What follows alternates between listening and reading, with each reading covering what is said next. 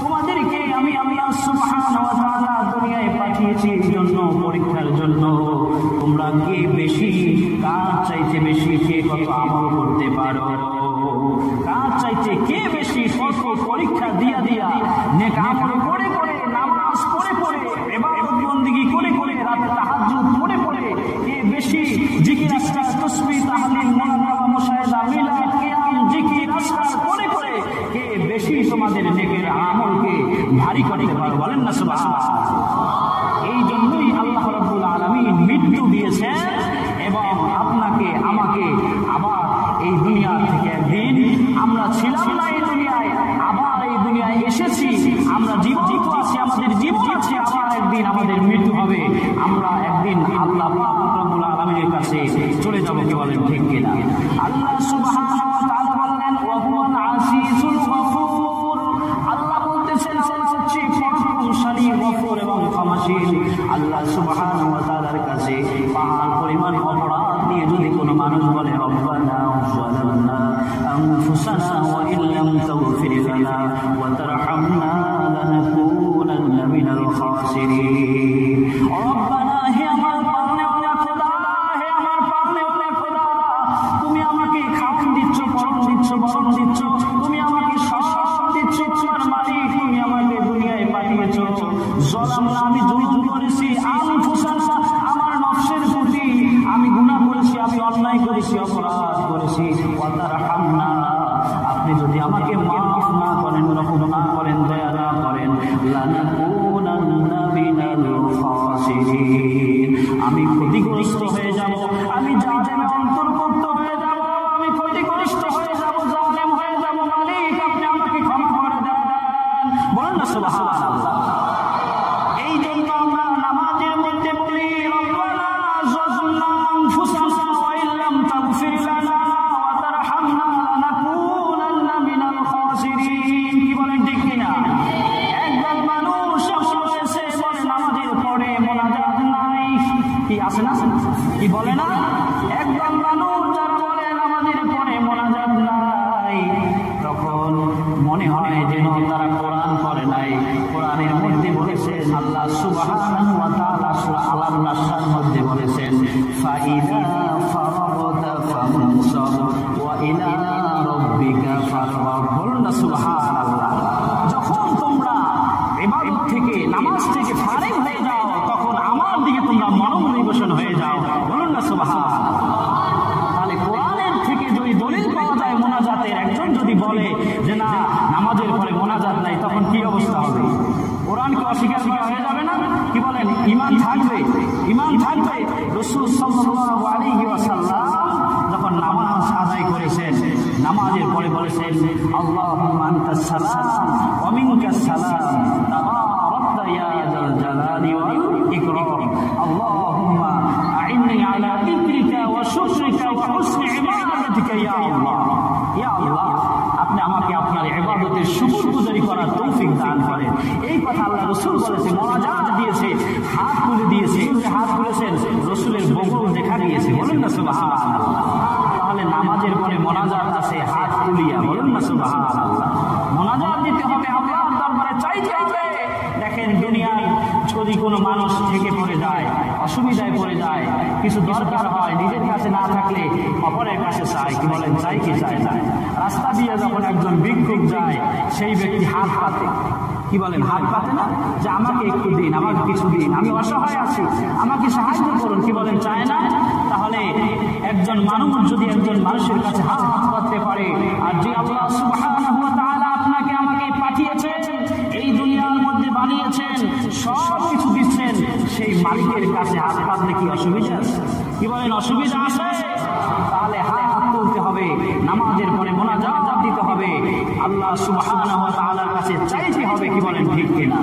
আল্লাহ সুবহানাহু ওয়া তাআলা যখন হযরতে আদম আলাইহিস সালামকে যখন দুনিয়ায় পাঠিয়ে দিলেন, দুনিয়ায় যখন পাঠালেন, ইবলিস শয়তানের প্ররোচনায় পড়ে হযরতে আদম আলাইহিস সালাম যখন গন্ধম খেলেন, গন্ধম খাওয়ার পরে যখন আদমকে পাঠিয়ে দিলেন, ইবলিস শয়তান বললেন আল্লাহ আপনি তো আমাকে আদমের কারণে জান্নাত থেকে বের করে দিচ্ছেন, আল্লাহ আমি আপনার কাছে কিছু জিনিস চাইব। ইবলিস শয়তান বলতেছেন আদমের কারণে কি ইবলিস বের হয়েছে? কারণ ইবলিসের কারণেই তো ইবলিস বের হয়েছে, কি বলেন ঠিক কিনা? ইবলিস ধোঁকা দিয়েছে, প্ররোচনা দিয়েছে, এই জন্যই তো ইবলিস বের হয়েছে। ইবলিস নিজের দোষে নিজে বের হয়েছে, এখন বলে আদমের কারণে। কারণ ইবলিস শয়তান সবসময় মানুষের দোষ দেয়। এই জন্য সমাজে এক ধরনের লোক আছে সবসময় মানুষের দোষ দেয়। কথা বুঝতে পারছেন? সবসময় কার দোষ? মানুষের দোষ। এই জন্য বলা হয়, বলছেন তোমাদের যা কিছু ঘটছে, যা কিছু হচ্ছে, সব কিছু তোমাদের হাতের কামাই। তোমরা কামাই করেছো, কর্মে এনেছো, তাই ফলছে, তাই ঘটছে। তোমরা আমার দোষ দিও না। বলুন না সুবহানাল্লাহ। ইবলিস শয়তান বললেন আল্লাহ রাব্বুল আলামিন আহকামুল হাকিমিন, আপনি আমাকে কিছু জিনিস দিন। আল্লাহ সুবহানাহু ওয়া তাআলার কাছে যখন চাইলেন, বললেন ঠিক আছে, তুমি যা চাইবা তোমাকে দেওয়া হবে। বললেন আমাকে আদম সন্তানের কারণে যে আমি জান্নাত থেকে বের হয়ে যাই, ওই আদম সন্তানকে যেন আমি প্ররোচনা দিতে পারি, ধোঁকা দিতে পারি, আদম সন্তানের যেন রগে রগে ঢুকতে পারি, সেই শক্তি আমাকে দিয়ে দেন। ইবলিস শয়তানকে বললেন যাও তোমাকে দিয়ে দিচ্ছি, এই তাছাড়া তোমাকে দিয়ে দিচ্ছি, এটা তুমি করতে পারবা।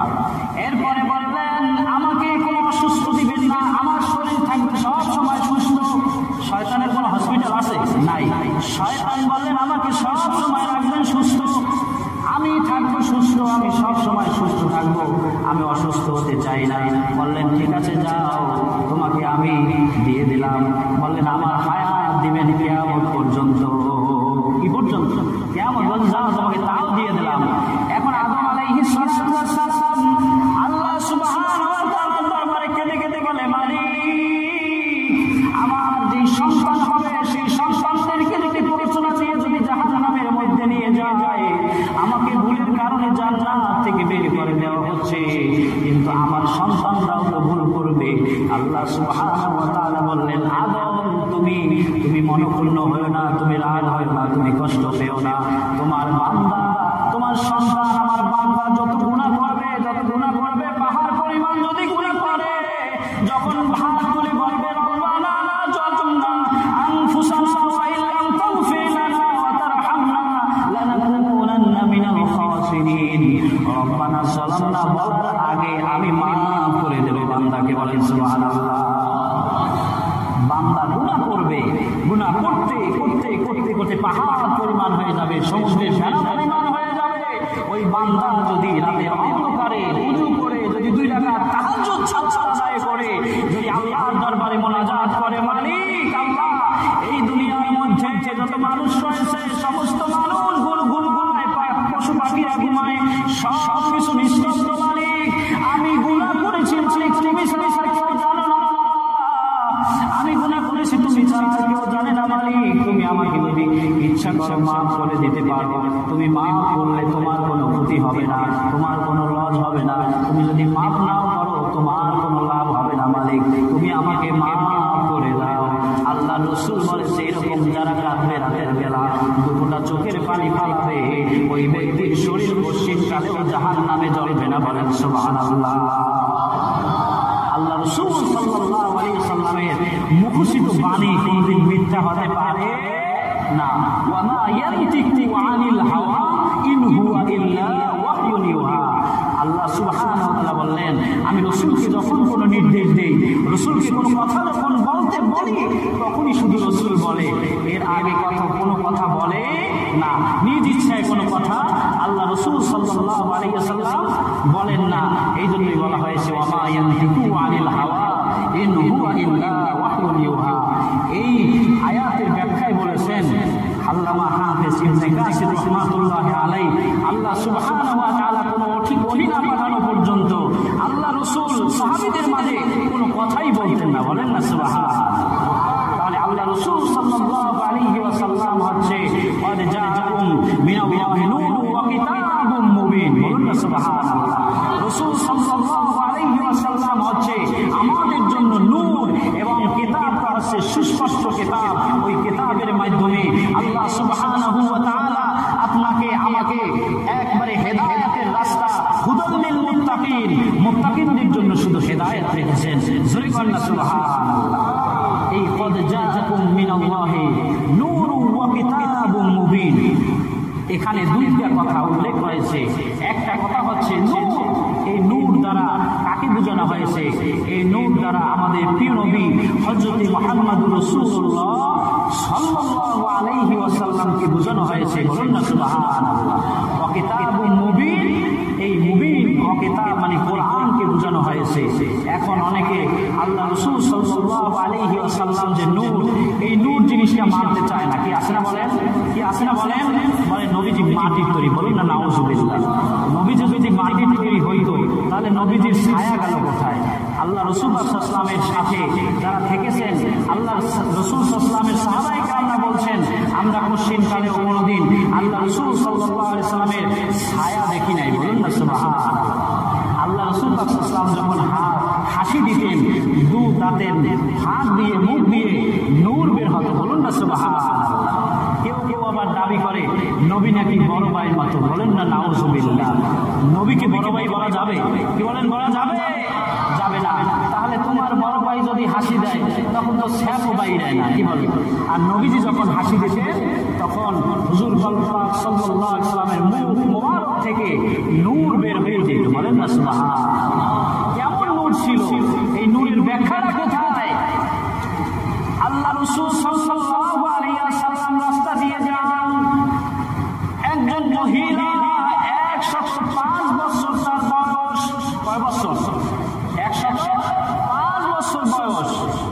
ওই মহিলা বসে বসে কাঁদতেছে, পাশে একটা বোঝা, একটা পোটলা। মহিলাকে বললেন রাসূল সাল্লাল্লাহু আলাইহি ওয়াসাল্লাম, ইয়া উম্মি আযহাকাকা, ইয়া উম্মি, হে আমার মা, আপনি কেন কাঁদেন? বলেন না সুবহানাল্লাহ। হুজুরের ভাষাটা কেমন ছিল?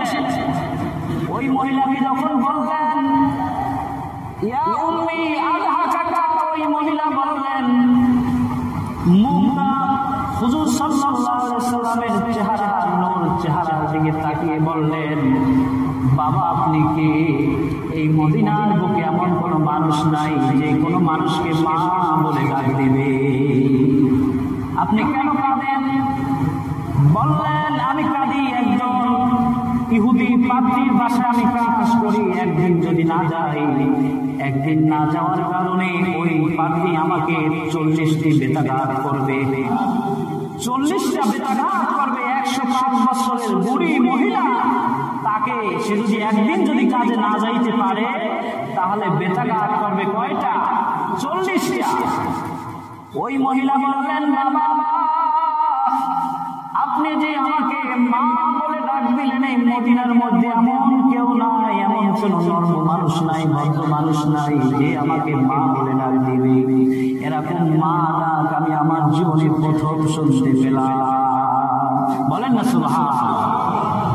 ওই মহিলা বললেন, আমাকে 40টা বেত্রাঘাত করা হবে, আমি চিন্তিত, আমার শরীরটা জ্বর, আমার শরীরটা গরম, আমি জ্বরে আক্রান্ত। আমাকে যদি 40টা আঘাত করা হয় তাহলে আমি কিভাবে বাঁচবো? এই দুঃখে আমি এখানে বসে বসে কাঁদতেছি। আল্লাহ রাসূল সাল্লাল্লাহু আলাইহি ওয়াসাল্লাম বললেন, মা আপনি কাঁদিয়েন না। আল্লাহ রাসূল সাল্লাল্লাহু আলাইহি ওয়াসাল্লাম মহিলার বোঝাটা উঠিয়ে, ওই বোঝাটা উঠিয়ে মাথার উপরে নিলেন। বলেন সুবহানাল্লাহ। মাথার উপরে নিয়ে আল্লাহ রাসূল সাল্লাল্লাহু আলাইহি ওয়াসাল্লাম সামনে সামনে হাঁটে, আর ওই মহিলা পিছনে পিছনে হাঁটে। আর কিছু দূর গিয়ে বললেন, মা আপনি বলুন ইহুদি পাদ্রীর বাড়ি কোথায়? বললেন, আর একটু সামনে গিয়ে বামে। আল্লাহ রাসূল সাল্লাল্লাহু আলাইহি ওয়াসাল্লাম সেই অনুযায়ী ওই ইহুদির বাড়ির সামনে গেলেন। ইহুদির বাড়ি হচ্ছে দোতলা, নিচতলায় গিয়ে পোটলাটা নিচে রাখলেন এবং মহিলাকে বসালেন। ওই ঘরের পাশে একটা বড় খেজুর গাছ ছিল। 200 বছর আগে ওই খেজুর গাছ, কিন্তু 200 বছর ধরে কোনো খেজুর হয় না, মরা খেজুর গাছ। আল্লাহ রাসূল সাল্লাল্লাহু আলাইহি ওয়াসাল্লাম যখন ওই পোটলাটা রেখে যখন ওখানে হাত দিলেন ওই খেজুর গাছে, হাত দেওয়ার সাথে সাথে ওই খেজুর গাছটা তাজা হয়ে খেজুর উঠে পড়ল। বলুন না সুবহানাল্লাহ। খেজুর গাছে হাত দিলেন, খেজুর গাছটা তাজা হয়ে খেজুর হয়ে খেজুর পেকে নিচে পড়ে গেলেন। জোরে পড়েন না সুবহানাল্লাহ। আল্লাহ রাসূল সাল্লাল্লাহু আলাইহি ওয়াসাল্লাম দূর থেকে জাতি করে যখন গেলেন, আল্লাহ রাসূলের এই কপাল মোবারকে ঘাম লেগেছিল, ঘাম পসিনা মোবারক, ওই ঘাম যখন হাত দিয়ে মুছলেন, ঘাম হাত দিয়ে মুছলেন, 3-4 ফোঁটা যখন নিচে পড়ে গেল, ওই হাত দিয়ে ঘাম মুছলেন, ওই ঘাম গুলো মাটিতে পড়ে মণিমণিময় পয়দা হয়ে গেল। বলেন সুবহানাল্লাহ। ঘামগুলো কি হয়ে গেল? মণিমণিময় পয়দা হয়ে গেল। ওই মহিলা এগুলা দেখলেন, আল্লাহ রাসূল সাল্লাল্লাহু আলাইহি ওয়াসাল্লাম এগুলা খেয়াল করলেন না। আল্লাহ রাসূল সাল্লাল্লাহু আলাইহি ওয়াসাল্লাম মহিলাকে নিচে রেখে আল্লাহ রাসূল সাল্লাল্লাহু আলাইহি ওয়াসাল্লাম উপরে চলে গেলেন। ইহুদি পাদ্রীর কাছে চলে গেলেন, বললেন, হে ইহুদি পাদ্রী, তুমি কোথায়? তোমার যে কাজের মহিলা তাকে আমি নিয়ে এসেছি। ওই মহিলা একদিন কাজে আসতে পারে নাই, এই জন্য 40টা বেতাঘাত আপনি করবেন, সেই বেতাঘাতটা আমাকে আপনি দিয়ে দিন। বলেন না সুবহানাল্লাহ। ইহুদি পাদ্রী এসে ওই রাসূল সাল্লাল্লাহু আলাইহি ওয়াসাল্লামের কাছে যখন চেহারাটা দেখলেন, অবাক হয়ে গেলেন। এরকম মানুষ চেহারা আমি তো আর কোনোদিন দেখি নাই। ওই ইহুদি ছিলেন, ইহুদি পাদ্রী, মানে তাওরাত কিতাবের পাণ্ডিত্য অর্জন করেছিলেন ওই ইহুদি। ওই ইহুদি আল্লাহ রাসূল সাল্লাল্লাহু আলাইহি ওয়াসাল্লামকে বললেন, আপনি কি বেতাঘাত নেবেন? বললেন, হ্যাঁ হ্যাঁ। বললেন, ঠিক আছে, তাহলে আপনি আপনার জামা, আপনার কামিজ উল্টান। আল্লাহ রাসূল সাল্লাল্লাহু আলাইহি ওয়াসাল্লাম যখন কামিজটা উল্টালেন, পিছনে পিঠে যখন বাড়ি মারবেন ওই ইহুদি, ওই হাত মুবারক যখন দিয়ে বললেন, এই লাঠি নিন, আমি কামিজ উল্টাচ্ছি।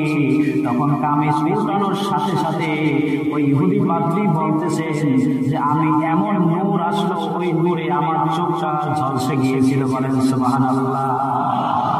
এমন নূর আসছিল, এমন চেহারা, নূরের চেহারা, এবং সমস্ত শরীরটাই ছিল নূর। বলুন না সুবহানাল্লাহ।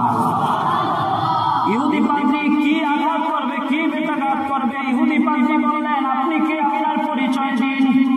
বললেন, আব্দুল্লাহ ইবনে মুহাম্মদ, আমার পিতা হচ্ছে আব্দুল্লাহ, আমি হচ্ছি মুহাম্মদ সাল্লাল্লাহু আলাইহি ওয়াসাল্লাম। ওই ইহুদি পাদ্রী তাওরাত কিতাব খুলে দেখলেন, ওই তাওরাত কিতাবের পাণ্ডিত্য অর্জন করেছিলেন, তাওরাত কিতাব মুখস্থ করেছিলেন।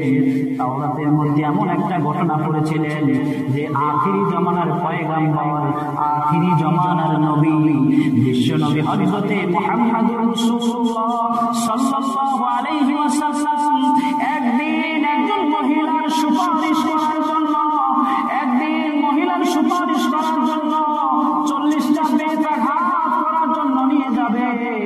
এই জন্য আল্লাহ রাসূল সাল্লাল্লাহু আলাইহি ওয়াসাল্লামকে যখন বেতাঘাত করা হবে, সেই বেতাঘাত করার কারণে ওই বেতাঘাত করতে পারবে না, কিন্তু ওই বেতাঘাত না করতে নূরের ঝলসে ওই ইহুদি পাদ্রী সে মুগ্ধ হয়ে যাবেন এবং ঈমান গ্রহণ করবে। জোরে কোন সুবহানাল্লাহ। মানে যখন ইহুদি পাদ্রী ওই তাওরাত কিতাবে পড়েছিলেন যে শেষ জামানার আখিরি পয়গম্বর যিনি হবেন, বিশ্বনবী যিনি হবেন, মুহাম্মদুর রাসূলুল্লাহ সাল্লাল্লাহু আলাইহি ওয়াসাল্লাম একজন ইহুদির বাড়িতে আসবে, ইহুদির বাড়িতে এসে 40টা বেতাঘাত নিতে চাইবে, কিন্তু বেতাঘাত দিতে পারবে না, তার আগেই ওই ইহুদি তার কাছে মুসলমান হয়ে যাবে। বলেন না সুবহানাল্লাহ। আল্লাহ রাসূল সাল্লাল্লাহু আলাইহি ওয়াসাল্লামকে বললেন, আপনার পরিচয় আমি পেয়ে গেছি, আপনাকে আমি কি আঘাত করব, আমি তো আপনার কাছে মুসলমান হয়ে যাব। বললেন, ঠিক আছে, আপনি যদি মুসলমান হন, মুসলমান হয়ে যান, কালেমা পড়ে নিলেন, লা ইলাহা ইল্লাল্লাহু মুহাম্মাদুর রাসূলুল্লাহ সাল্লাল্লাহু আলাইহি ওয়াসাল্লাম। কালেমা যখন পড়লেন, ওই ইহুদি আল্লাহ রাসূল সাল্লাল্লাহু আলাইহি ওয়াসাল্লামকে নিয়ে নিচে থেকে নামলেন, ওই মহিলার কাছে আসলেন, বললেন, মা, আপনার জন্য কোনোদিন আর কোনোদিন না আসলে আপনার আর বেতাঘাত পেতে হবে না। বলেন সুবহানাল্লাহ। এই জন্য বলা হয় সোহবাতে সালেহ তোরা সালেহ গুনাহ, সোহবাতে সালেহ তোরা কপালে কোনায়, মানে ভালো মানুষের সোহবতে যদি একটা মানুষ থাকে সেই মানুষটিও ভালো হয়ে যায়। বলুন না সুবহানাল্লাহ। আল্লাহ রাসূল সাল্লাল্লাহু আলাইহি ওয়াসাল্লামের কাছে ওই ইহুদি মুসলমান যখন হলেন, দেখতে পেলেন তার ঘরের পাশে 200 বছর আগের খেজুর গাছ তাজা হয়ে গেছে। বলুন না সুবহানাল্লাহ। দেখতে পেলেন 200 বছর আগের খেজুর গাছ তাজা হয়ে গেছে, মরা খেজুর গাছ তাজা হয়ে গিয়েছে। ওই মহিলাকে বললেন কিভাবে তাজা হলো? ওই মহিলা বললেন তাজা হলো কেমন ভাবে? তাজা হলো এমন ভাবে, যখন হাত রাখলেন এই যুবক, তখন এই খেজুর গাছটা আল্লাহর হুকুমে সে জিন্দা হয়ে গেল। সুবহানাল্লাহ। মহিলা যখন বললেন এই কথা, তখন আরো আশ্চর্য হয়ে গেলেন যে উপরে দেখলাম এমন নূর, আমি মুসলমান হয়ে গেলাম নূর দেখিয়া, আর নিচে এসে দেখলাম 200 বছর আগের মরা খেজুর গাছ তাজা হয়ে গিয়েছে, আবার গাছে খেজুর, মহিলা খেজুরও খাইতেছে। আবার আরো দেখালেন যখন ঘাম মুছলেন, ঘাম যখন নিচে পড়লেন, মাটিতে যখন পড়লেন, তখন ওই ঘামটা মণিমুক্তায় পয়দা হয়ে গিয়েছিল। জোরে কন্যা সুবহানাল্লাহ। এত আশ্চর্য ঘটনা দেখে ওই মহিলা যখন নিস্তার পেলেন, 200 বছর আগের খেজুর গাছ যখন জিন্দা হয়ে গেল, ঘাম যখন মণিমুক্তায় পয়দা হয়ে গেল, ওই ইহুদি বললেন ইয়া রাসূলুল্লাহ, ইয়া হাবিবাল্লাহ, আপনার কাছে তো আমি মুসলমান হয়ে গিয়েছি। আমার আব্বা শেষ বয়সে সে তার কপালের মধ্যে যেন কি লিখতো, কি কপালে লিখে লিখে চামড়া দিয়ে ঢেকে থাকতো, কিন্তু কাউকে দেখাইতো না, কাউকে বলতো না। আপনি বলে দিন আমার বাবার কপালের মধ্যে কি লেখা আছে? বলেন না সুবহানাল্লাহ। বললেন বাবা মারা গিয়েছে কবে? বললেন বাবা মারা গিয়েছে 50 বছর হয়ে গিয়েছে। কয় বছর? 50 বছর হয়ে গিয়েছে বাবা মারা গিয়েছে। বললেন বাবার কবরটা কোন দিকে? বললেন বাবার কবরটা অনেক দূরে, আপনি যেতে পারবেন না। বললেন আমাকে দিকটা দেখাইয়া দিন। আল্লাহ রাসূল সাল্লাল্লাহু আলাইহি ওয়াসাল্লাম হাত মোবারক দিয়ে এইভাবে ইশারা করলেন। ইশারা করার সাথে সাথে আল্লাহ রাসূলের সামনে সে কবরটা উপস্থিত হয়ে গেল। সুবহানাল্লাহ। হাত মোবারকের কেমন পাওয়ার আল্লাহ দিয়েছেন, বলুন না সুবহানাল্লাহ। ওই ব্যক্তি ইহুদি পাদ্রী মুসলমান হয়ে গেলেন। এমন আশ্চর্য চরিত্র দেখে ঈমান আরো বেড়ে গেল। কি বলেন, ঈমান বাড়ে না? এরকম মুজিজা দেখলে ঈমান বাড়ে না? যখন কবরটা সামনে এসে গেল, তখন আল্লাহ রাসূল সাল্লাল্লাহু আলাইহি ওয়াসাল্লাম বললেন যে ও আল্লাহর বান্দা, তুমি কবর থেকে উঠে আসো। শাহাদাত আঙ্গুল দিয়ে যখন ইশারা করলেন, ওই ইহুদি পাদ্রীর আব্বা কবর থেকে জিন্দা হয়ে দাঁড়িয়ে গেলেন। সুবহানাল্লাহ। ইহুদি পাদ্রীর আব্বা, উনিও তো ইহুদি ছিল, উনি দাঁড়িয়ে গেলেন কবরের মধ্যে। এখন আরো আশ্চর্য হয়ে গেলেন যে এমন একজন মানুষকে আমি বেত্রাঘাত করতে চাচ্ছিলাম, কান্না করে দিয়েছে। আল্লাহ রাসূল সাল্লাল্লাহু আলাইহি ওয়াসাল্লামকে বললেন ইয়া রাসূলুল্লাহ, ইয়া হাবিবাল্লাহ, হুজুর, আমার কপালের মধ্যে কি লেখা? আমার কপালের মধ্যে কি লেখা? আমার সন্তান আমাকে শেষ বয়সে বারবার জিজ্ঞাসা করেছে, আমি কোনদিন তাকে বলি নাই ইয়া রাসূলুল্লাহ, ইয়া হাবিবাল্লাহ, আমার কপালে মুহাম্মদ লিখেছি, আপনি রাসূল লিখে দেন। বলেন সুবহানাল্লাহ। আমি মুহাম্মদ লিখেছি হুজুর, আপনি রাসূলটা একটু লিখে দেন। বলুন না সুবহানাল্লাহ। তখন বললেন ও ইহুদি পাদ্রী, তুমি তো মুসলমান হয়েছিলে মৃত্যুর আগে আমার কাছে মুসলমান হয়ে গিয়েছিলে। তুমি আমাকে পাও নাই, কিন্তু তুমি মুহাম্মদ কেমন করে লিখলে? বললেন তাওরাত কিতাবের মধ্যে আমি পেয়েছিলাম মুহাম্মদ সাল্লাল্লাহু আলাইহি ওয়াসাল্লামের কাছে যিনি ঈমান আনবেন, তাকে যে বিশ্বাস করবে নবী হিসাবে, ওই ব্যক্তি জান্নাতি হয়ে যাবে। বলেন সুবহানাল্লাহ। আল্লাহ রাসূল সাল্লাল্লাহু আলাইহি ওয়াসাল্লাম জিজ্ঞাসা করলেন, তুমি আমার সম্পর্কে মাটির নিচের মধ্যে কি হচ্ছে একটু বলো।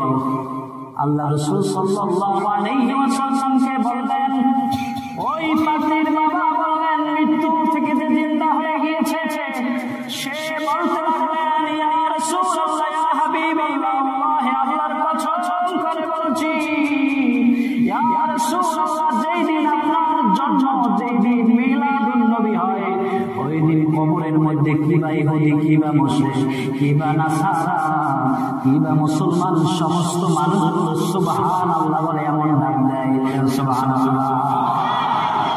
আল্লাহ রাসূল সাল্লাল্লাহু আলাইহি ওয়াসাল্লাম ছিলেন নূরের তৈরি এবং আল্লাহ রাসূল সাল্লাল্লাহু আলাইহি ওয়াসাল্লাম বলেন নূরুন আলা নূর, বলুন না সুবহানাল্লাহ।